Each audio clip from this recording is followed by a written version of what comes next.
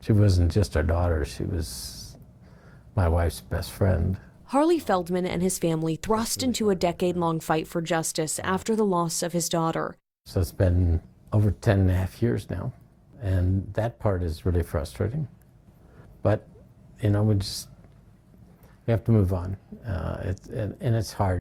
Allison Feldman was 31 when she was found dead with blunt force injuries inside her Scottsdale home back in 2015. It would take 3 years to make an arrest in her murder, the case marking the first time familial DNA was used in Arizona, pointing police to suspect Ian Mitcham, but a battle over DNA evidence delaying the case against Mitcham for years, even reaching the state Supreme Court. The pressure is on all the time. Yeah. Because you don't know where it's going. Don't know where the next motion is going to come from.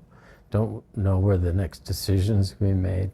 And so it's the uncertainty that's really hard. Currently, that DNA evidence is allowed to be used during the October trial, but before even reaching that date, I think it's quite possible I will be recusing from this matter. Back-to-back judges having to recuse themselves due to familiarity with people involved in the case. They wanted to kind of put on the record that I know Mr. Kirschler. Court documents showed the most recent included a friendship between the judge and defense attorney. What was it like to hear, multiple judges recuse themselves from the case? It's frustrating. You get ready to go. In fact, the first judge was a huge surprise. A new judge has now been assigned, and despite the changes, the previous trial date still stands. We're doing this because we owe it to her.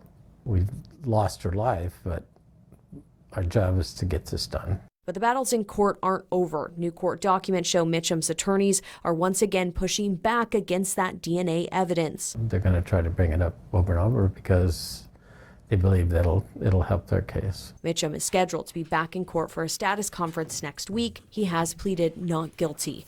In Phoenix, Ashley Holden, ABC 15, Arizona.